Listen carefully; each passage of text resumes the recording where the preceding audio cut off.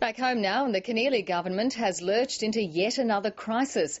A corruption probe that ended one MP's career is now set to engulf another. Karen Palazanu quit Parliament after admitting to rorting one of her parliamentary allowances and then lying about it.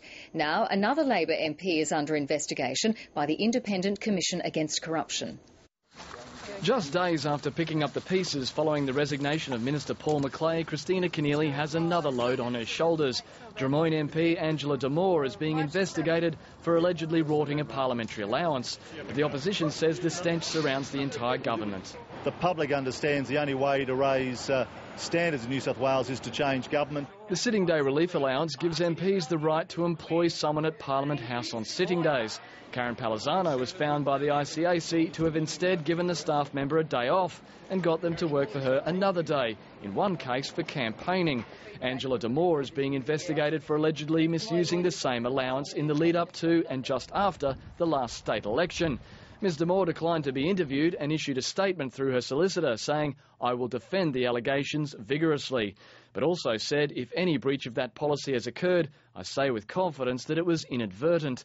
Kristina Keneally couldn't avoid the questions in Parliament.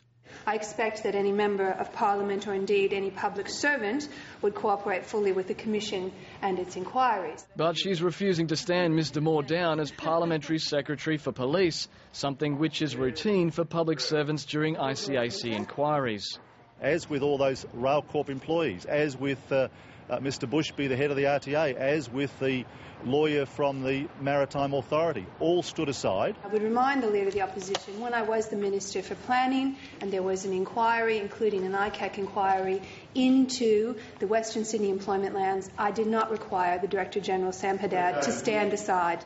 But even if the ICAC inquiry leads to another resignation, it's unlikely there'll be a by-election. That's because the general election is just 6 months away. Matt Wordsworth, ABC News.